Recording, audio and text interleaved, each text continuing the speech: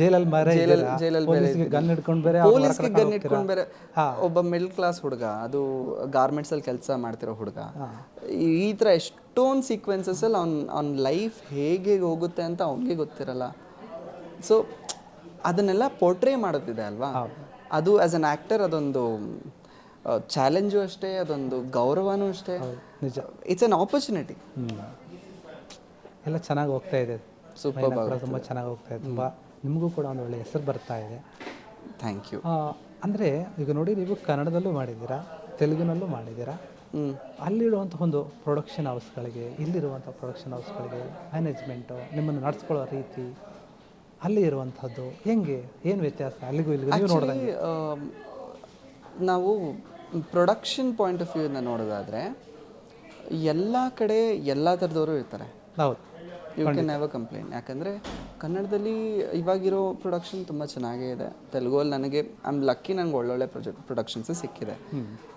But ನಮಗೆ in the end ಏನು ಬೇಕಾಗುತ್ತೆ? ನಿಮಗೆ ಸ್ಯಾಲ್ರಿ ಕರೆಕ್ಟಾಗಿ ಕೊಡ್ತಿದ್ದಾರಾ? On time ಬರ್ತಿದೆಯಾ? ಹೌದು. ಡೇಟ್ಸ್ ಕರೆಕ್ಟಾಗಿ ಪ್ಲ್ಯಾನ್ ಮಾಡ್ಕೊಳ್ತಿದ್ದಾರಾ? ನಿಮ್ಗೆ ಎಕ್ಸ್ಟ್ರಾ ತೊಂದರೆ ಕೊಡ್ತಿಲ್ವಾ? ಅದು ಬಿಟ್ಟು ನಾವು ಇನ್ನೇನು ಎಕ್ಸ್ಪೆಕ್ಟ್ ಮಾಡೋಕ್ಕಾಗಲ್ಲ. ಈ ಆ್ಯಡೆಡ್ ಬೆನಿಫಿಟ್ಸ್ ಅಂತ ಹೇಳೋದಾ ಅಥವಾ ಆ ಥರ ನೋಡೋದಾದರೆ, ಇವಾಗ ಫಾರ್ ಎಕ್ಸಾಂಪಲ್ ಇವಾಗ ತೆಲುಗುಗೆ ಹೋದರೆ ಅಲ್ಲಿ having N assistant is compulsory. ಅದಕ್ಕೂ ಅವರೇ ಅಮೌಂಟ್ ಕೊಡ್ತಾರೆ. ಓಕೆ, ಅದ್ರ ಮೇಲೆ ಎಕ್ಸ್ಟ್ರಾ ನೀವು ಅಸಿಸ್ಟೆಂಟ್ಗೆ ಏನಾದರೂ ಎಕ್ಸ್ಟ್ರಾ ಪೇ ಮಾಡ್ತಾರೆ ಅಂದರೆ ಓಕೆ. ಇಲ್ಲೂ ಅಸಿಸ್ಟೆನ್ಸ್ ಇಟ್ಕೊಳ್ಬೋದು, we can have our own assistance. But ಅಲ್ಲಿ ಯಾಕೆ ಕಂಪಲ್ಸರಿ ಅಂತ ಹೇಳಿದ್ರೆ ಅದು ಅರ್ಥ ಮಾಡಿಸ್ಬಿಡ್ತೀನಿ. It is because of geography. ನಾವು ಹೈದ್ರಾಬಾದ್ ಸಿಕ್ಕಾಪಟ್ಟೆ ಬಿಸಿಲಿರುತ್ತೆ. ನೀವು ಪ್ರತಿಯೊಂದು ಶಾರ್ಟ್ ಆದಮೇಲೂ ನಿಮ್ಮ ಸ್ವೆಟ್ಟಿಂಗ್ ಹೋಗ್ತಾ ಇರುತ್ತೆ. ಪ್ರತಿ ಮೂಮೆಂಟಲ್ಲೂ, ಪ್ರತಿ ಶಾರ್ಟ್ ಆದಮೇಲೂ ಟಚ್ ಅಪ್ ಬೇಕೇ ಬೇಕಾಗುತ್ತೆ. ಹೌದು, ಬೇಕೇ ಬೇಕು. ಇಲ್ಲಿ ಆದರೂ ವಿ ಕ್ಯಾನ್ ಮ್ಯಾನೇಜ್. ಇಲ್ಲಾದರೂ ವೆಟ್ ಕ್ಲಾತಲ್ಲಿ ಸುಮ್ಮನೆ ಹಿಂಗೆ ಟ್ಯಾಪ್ ಮಾಡ್ಕೊಂಡು ನಾವು ಶೂಟ್ ಮಾಡ್ಬೋದು. ಅಲ್ಲಿ ಮಾಡೋಕ್ಕಾಗಲ್ಲ, ಅಷ್ಟು ಹಬೆ ಇರುತ್ತೆ. ಹೌದೌದು. ಸೊ ಆ ಥರ ಸಿಚುವೇಶನ್ ಇರೋದ್ರಿಂದ having an assistant is compulsory. This is one example ನಾನು ಹೇಳ್ತಿರೋದು. ಈ ಥರ ಬಿಕಾಸ್ ಆಫ್ ದ ಜಾಗ್ರಫಿ, ಅಲ್ಲಿರೋ ವರ್ಕ್ ಕಲ್ಚರ್ ಬೇರೆ ಇರೋದ್ರಿಂದ ಸ್ವಲ್ಪ ಚೇಂಜಸ್ ಇದ್ದೇ ಇರುತ್ತೆ. ಇದೆಲ್ಲ ಆಯಿತು, ಓಕೆ, ಕಂಪೇರ್ ಮಾಡೋದು ಎಲ್ಲ ಓಕೆ. ಬಟ್ ಸೀರಿಯಲ್ ಇಂಡಸ್ಟ್ರಿನೇ ಅಂತ ಬಂದಾಗ ನೀವು ಸೀರಿಯಲಲ್ಲೇ ಉಳಿತೀರಾ? ಏನು ಮುಂದೆ cinema plan? Cinema is the plan sir. ಇವಾಗ ನಾನೊಬ್ಬ ಆ್ಯಕ್ಟರ್ ನಾನೊಬ್ಬ ಡೈರೆಕ್ಟರ್ ಆಗೋಣ ಅಂತ ಬಂದದ್ದು ಅಲ್ವಾ.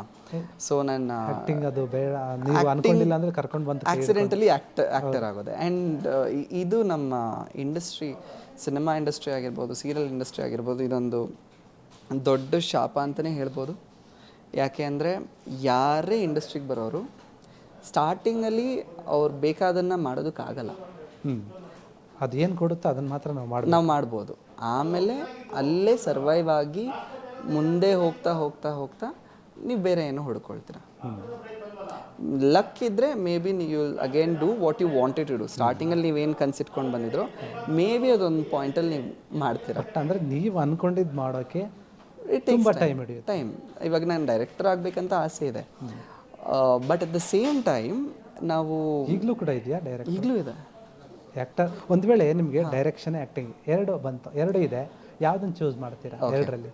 ಸೊ ಒಂದು ಒಳ್ಳೆ ಫಿಲಿಮ್ ಬಂತು, ಇನ್ನೊಂದು ಒಳ್ಳೆ ಫಿಲ್ಮ್, ಅದಕ್ಕಿಂತ ಒಳ್ಳೆ ಫಿಲ್ಮ್ಗೆ ಡೈರೆಕ್ಷನ್ ಬಂತು, ಏನು ಮಾಡ್ತೀರಾ? ಡೈರೆಕ್ಷನ್ ಮಾಡ್ತೀನಿ. ಡೈರೆಕ್ಷನ್ ಪೇಮೆಂಟ್ ಸೇಮ್ ಇದೆಯಾ? ಅಲ್ಲ, ಅದೇ ಹೇಳ್ತಿದ್ದೀನಿ. ಅದೇ ಪೇಮೆಂಟ್ ಸೇಮ್ ಇದೆ ಅಂತ ಎರಡರಲ್ಲೂ ಸೇಮ್ ಇದೆ ಅನ್ಕೊಳ್ಳಿ, ಏನು ಮಾಡ್ತೀರಾ? ಡೈರೆಕ್ಷನ್ ಮಾಡ್ತೀನಿ.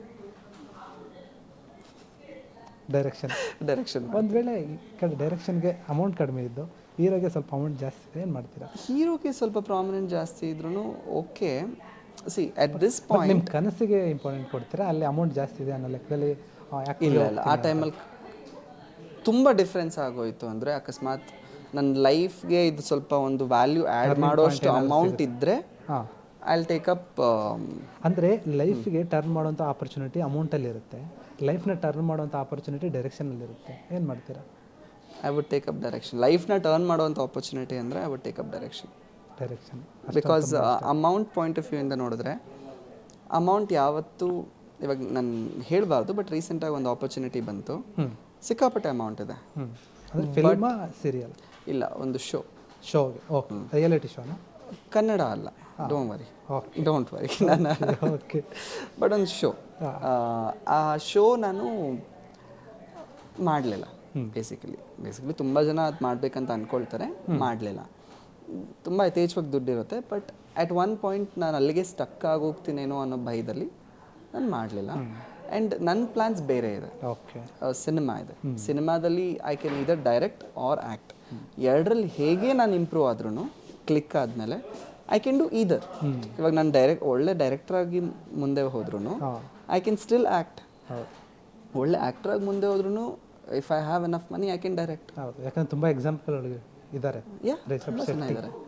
ಹೌದು, ರಿಷಬ್ ಶೆಟ್ಟಿ ಅವರು ಅಷ್ಟೇ ಅಲ್ಲ, ರಾಜ್ಬಿ ಶೆಟ್ಟಿ ಅವರು ಅಲ್ಲ, ತುಂಬ ಜನ. ಅದೇ ರಾಜ್ಬಿ ಶೆಟ್ಟಿ, ನೀವು ಅವ್ರನ್ನ ರೀಸೆಂಟಾಗಿ ಭೇಟಿ ಕೂಡ ಮಾಡಿದ್ರೆ. ರಾಜ್ಬಿ ಶೆಟ್ಟಿ ಅವರು, ಹೌದು, ರೀಸೆಂಟ್ ಆಗಲ್ಲ, 1 year ಆಯಿತು. ಅಲ್ಲ, ಅದೇ ಅವ್ರದ್ದು ಟೋಬಿ ಮೂವಿ ಬಂದಿದೆ. ಹೌದು, ಒಟ್ಟಿನಲ್ಲಿ ಅವ್ರು ನಿಮಗೆ ಸಿಕ್ಕಿದ್ದಾರೆ, ಮಾತಾಡ್ತಿದ್ದಾರೆ. ಒಳ್ಳೆ ಜ್ಞಾನಿ ಅಂತ ಕರಿಬೋದು ಅದನ್ನ. ಅವ್ರ ಫಿಲಸಾಫಿಕಲ್ ನಾಲೆಡ್ಜ್ ಆಗಿರ್ಬೋದು, ಅವ್ರ ಕ್ರಾಫ್ಟ್ ಮೇಲೆ ನಾಲೆಡ್ಜ್ ಆಗಿರ್ಬೋದು, ಸಿಕ್ಕಾಪಟ್ಟೆ ಇಷ್ಟ ಆಗುತ್ತೆ ಅವ್ರನ್ನ ನೋಡ್ತಾ ಇದ್ರೆ. ಅವರು ಸಿಕ್ಕಾಪಟ್ಟೆ ಪುಸ್ತಕಗಳು ಓದ್ತಾರೆ, and at the same time ಅಷ್ಟೇ ಫ್ರೆಂಡ್ಲಿ ಆಗಿರ್ತಾರೆ, ಅಷ್ಟೇ ಡೌನ್ ಟು ಅರ್ತ್ ಆಗಿರ್ತಾರೆ.